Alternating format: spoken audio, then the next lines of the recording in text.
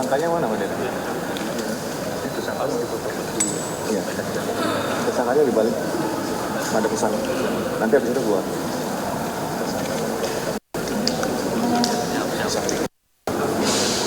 Balik badan. Madepnya ke sana.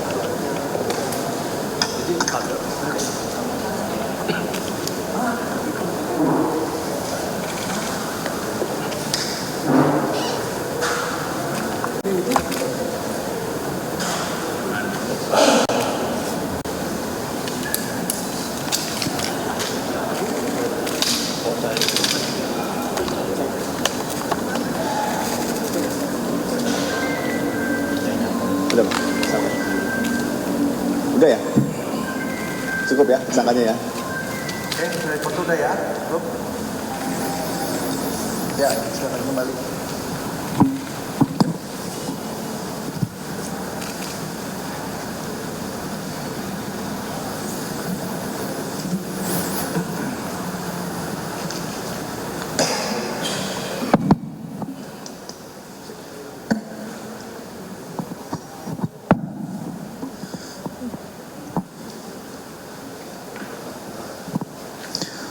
Bisa kita mulai ya teman-teman. Bismillahirrahmanirrahim. Assalamualaikum warahmatullahi wabarakatuh.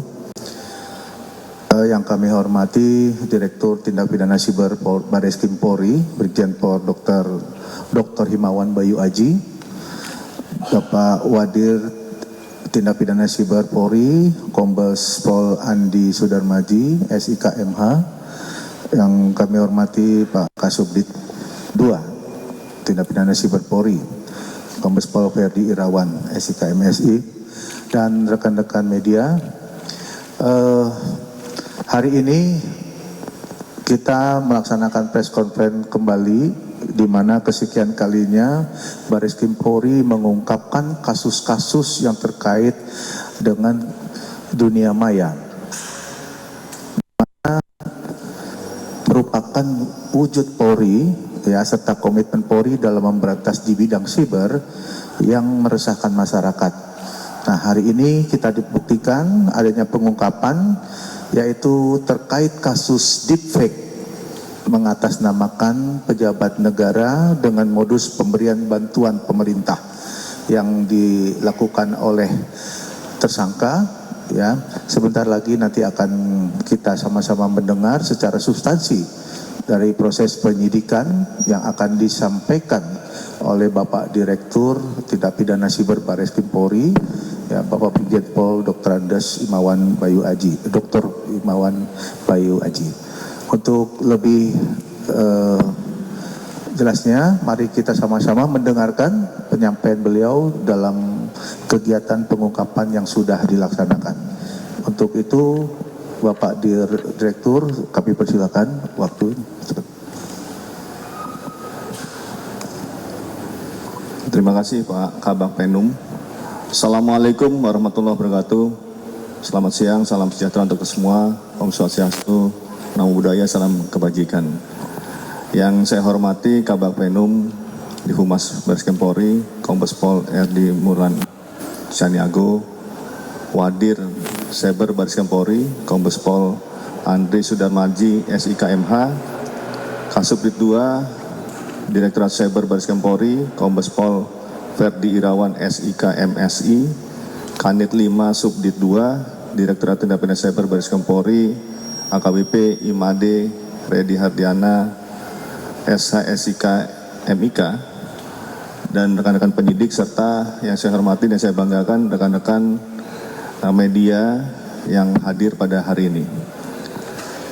Pada kesempatan kali ini, kami dari Direktorat Tindak Pidana Cyber Bareskrim Polri akan menyampaikan pengungkapan kasus deepfake yang mengatasnamakan pejabat negara, high profile, dalam bentuk video dengan isi konten menawarkan bantuan pemerintah kepada masyarakat yang membutuhkan.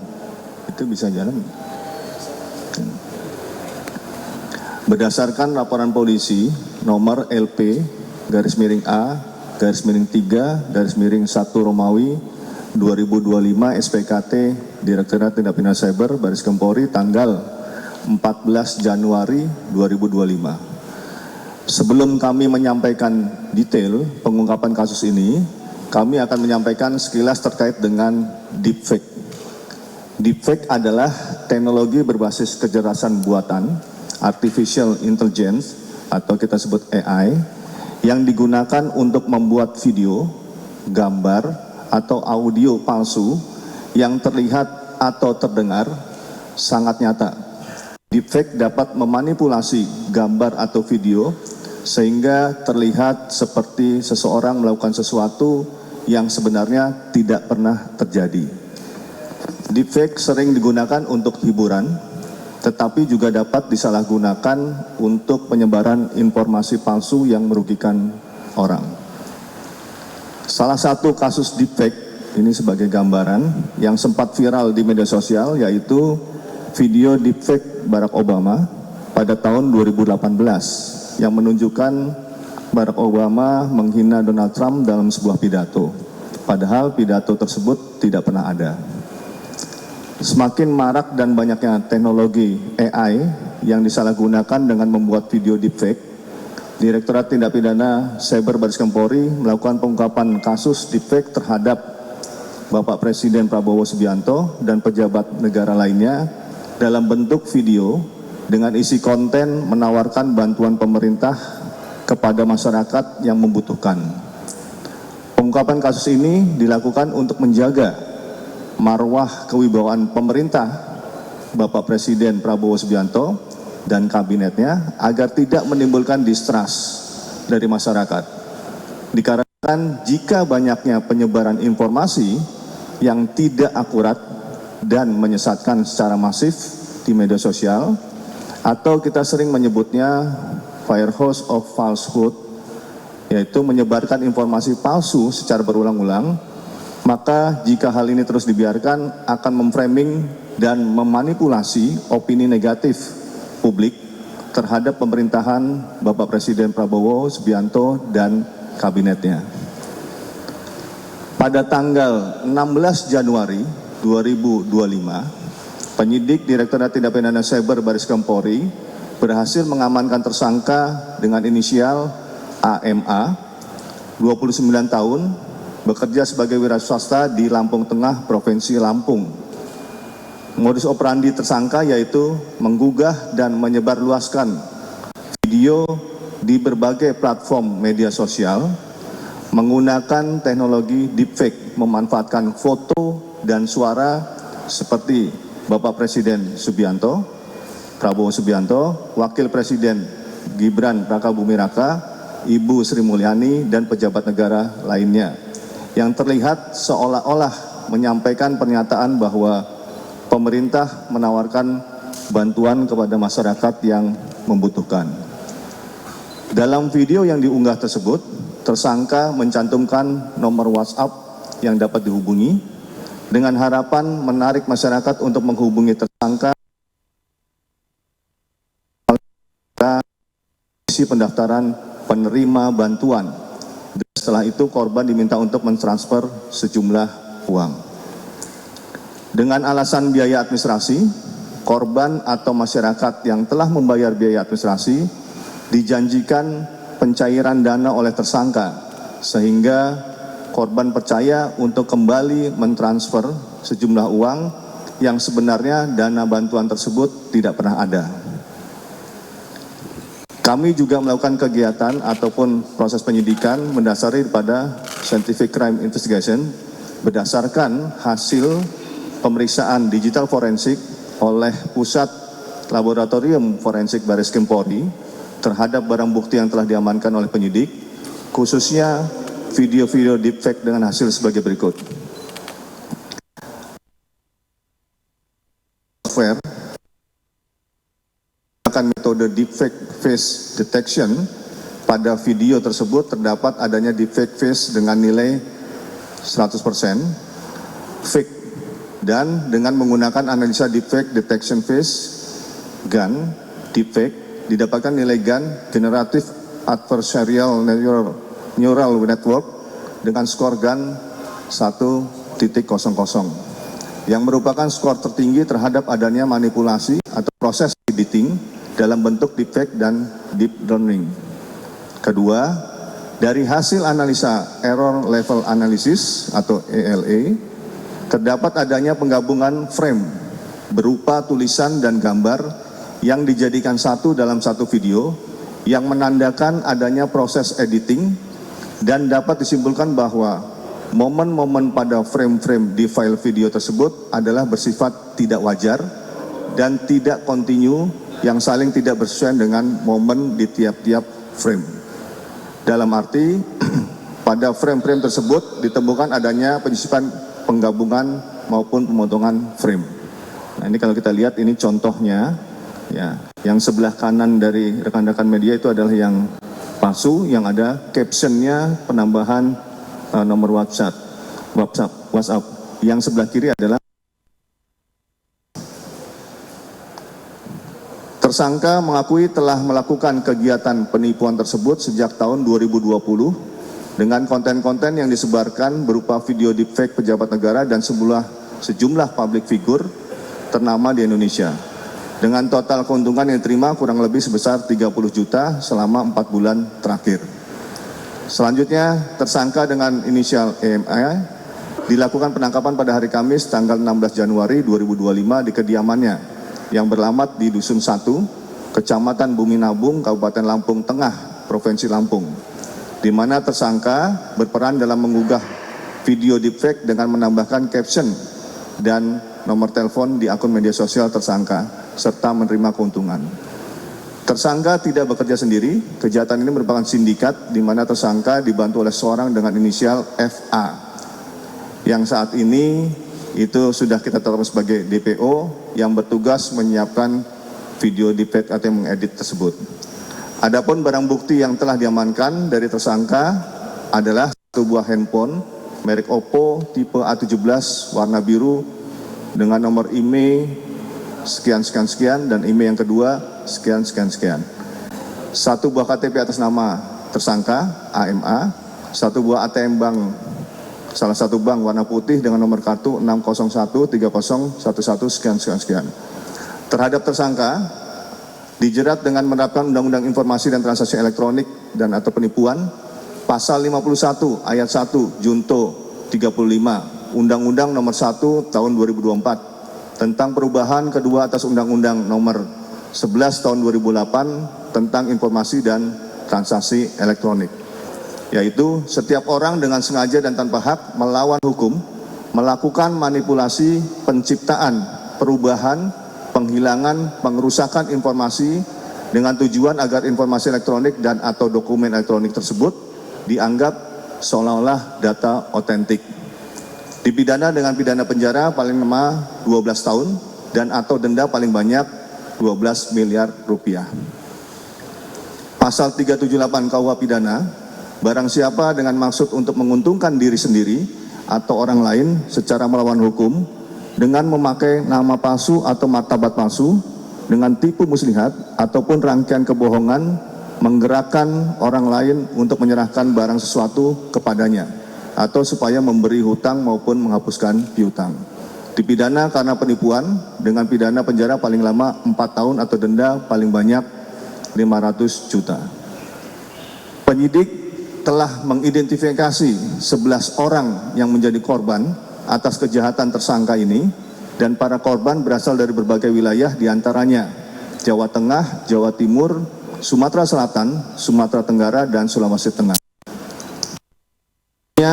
Direktorat Tindak Pidana Cyber Baris Krim Polri tidak hanya berhenti sampai di sini, dikarenakan dari hasil penyidikan kejahatan ini merupakan sindikat kejahatan penipuan dengan memanfaatkan deepfake dan akan terus mengejar dan menyelidiki jaringan atau sindikat penipuan ini, termasuk aktor intelektualnya. Kami, Direktorat Tindak Pidana Cyber Baris Krim Polri, bersama dengan Kementerian Komunikasi dan Digital, untuk melakukan patroli cyber dalam rangka mengantisipasi penyalahgunaan teknologi AI untuk membuat video deepfake. Hal ini sebagai komitmen kami untuk mengawal program pemerintah dan menjaga marwah pemerintahan yang ada. Kami menghimbau kepada masyarakat untuk tidak mudah percaya dan lebih waspada terhadap modus penipuan seperti ini dengan selalu memverifikasi informasi dari sumber-sumber yang terpercaya. Demikian yang dapat kami sampaikan kepada rekan-rekan media. Sekian dan terima kasih. Wassalamualaikum warahmatullahi wabarakatuh.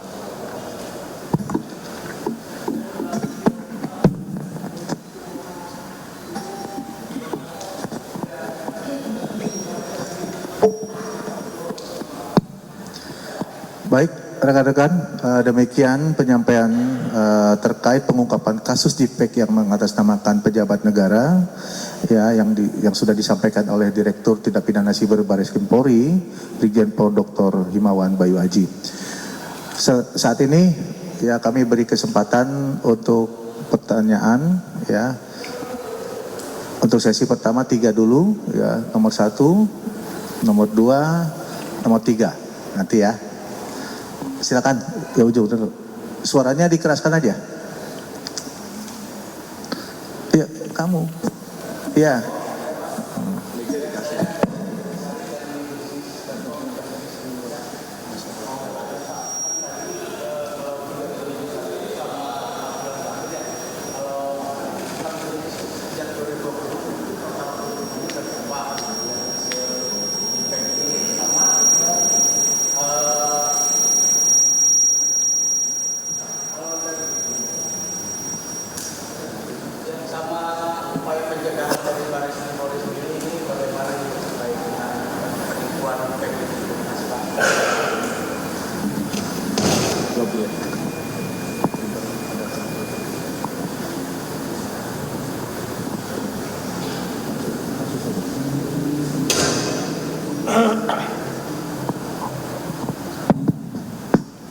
Jawab dulu ya, satu-satu ya.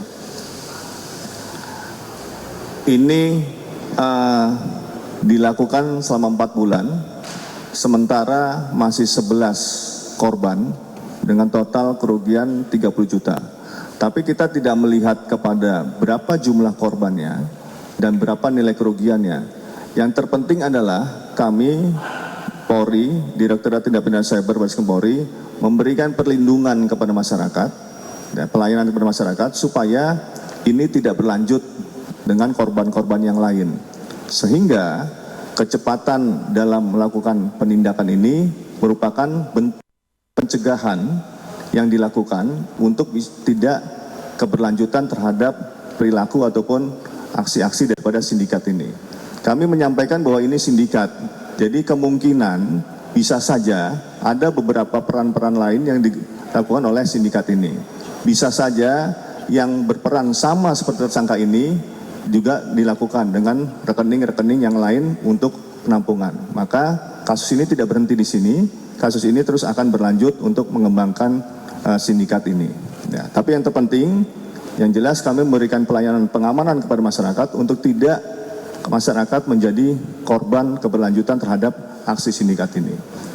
Upaya-upaya pencegahan yang kami lakukan, kami terus berkoordinasi dengan Komdigi, bersinergitas untuk menyampaikan informasi-informasi apabila itu didapat oleh kami di Patroli Cyber, Direktorat Cyber Bareskrim Polri.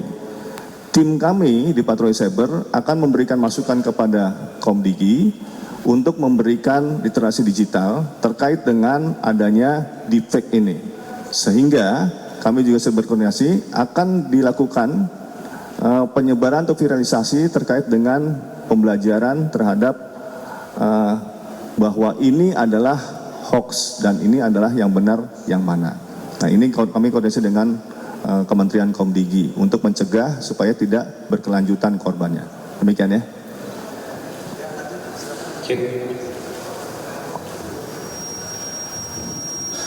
Ya, Pak Dirjen dari Tempo, Pak. Dari 11 korban tadi, Pak, itu ada salah satu yang tertipu oleh video atau video Pak Wapres itu, terus videonya yang mana, Pak? Dan dari 11 korban tersebut itu rata-rata mereka tertipu berapa sih, Pak? Itu, Pak. Terima kasih, Pak. Ya, videonya bisa diputar kan? Coba itu suaranya yang mana, yang Pak Presiden, kemudian Pak Wapres, yang Bu Sri Mulyani yang mana?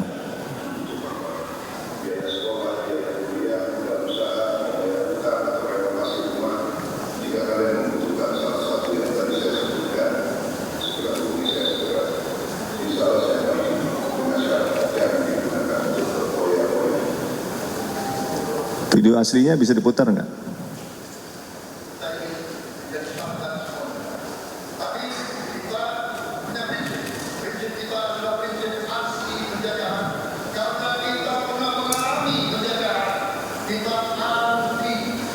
Nah, yang Pak Wapres, coba.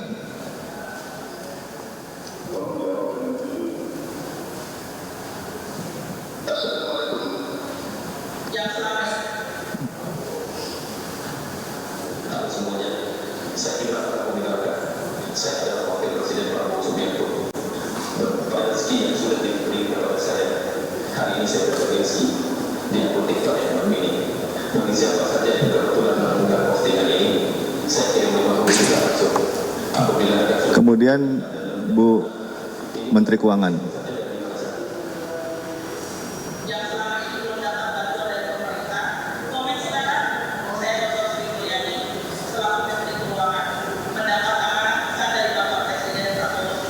Ya, cukup ya. Ya, ini beberapa videonya yang ada, yang kita masih telusuri, kemudian juga kita telusuri viralisasinya, sehingga nanti kita bisa cegah bahwa ini tidak terus menjadi viral. Karena kalau tadi teorinya menyampaikan informasi yang tidak benar, disampaikan secara terus-menerus, maka itu akan dianggap menjadi benar. Oleh sebab itu, pencegahan kita lakukan dengan penegakan hukum, juga pencegahan dengan edukasi, bahwa masyarakat tidak mudah percaya, kemudian masyarakat memverifikasi, mengklarifikasi, menanyakan atau berkomunikasi dengan sumber-sumber yang dipercaya. Salah satunya adalah kalau di pemerintahan adalah Kementerian Komdigi ataupun ke kami. Itu bisa kami sampaikan nanti mana yang fake, mana yang real. Gitu ya. Nah, yang tertipu ini variatif karena berbagai metode dilakukan oleh yang bersangkutan. Bisa untuk uang pendaftaran, bisa juga nanti pendaftaran yang kedua dan ketiga menunggu antrian. Ini adalah modus-modus. Bisa mulai dari 250.000, 500 atau 700.000 sampai dengan 1 juta. Tetapi ini baru dari tersangka yang satu. Gitu ya. Oke. Lanjut.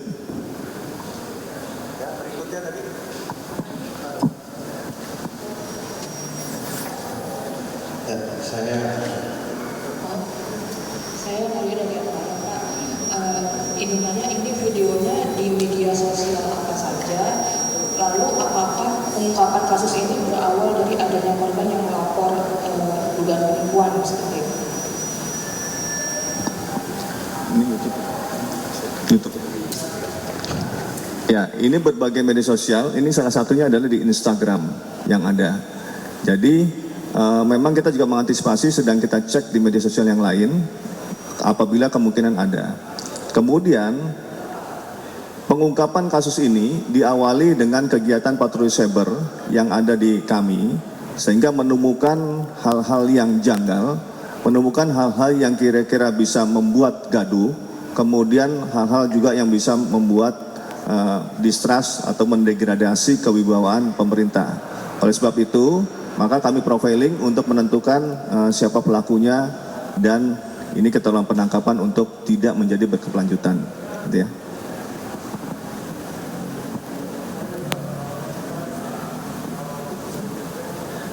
Baik, ya, tanya ya. Ini dulu tadi ya, yang pertama, kedua. Pak, izin saya Diana dari Nusa ini mau tanya. Ini kan tadi dibilang bahwa mereka adalah sindikat. Berapa jumlah akun sosial media yang mereka kendalikan dari 11 orang korban yang menjadi korban penipuan ini? Lalu apakah akun-akun tersebut juga sudah diblokir atau seperti apa? Terima kasih. Ya, ini satu orang dengan sementara satu media sosial yang ada miliknya, kita masih telusuri, tetapi tidak menutup kemungkinan yang sama perannya dengan tersangka sekarang itu juga ada. Karena ini ada yang menciptakan, ada yang tugasnya marketing, mempublikasikan, ada yang tugasnya dia menyiapkan rekening. Jadi ini sedang kita telusuri, kemudian akan kita cari nanti sindikatnya, ya, gitu ya.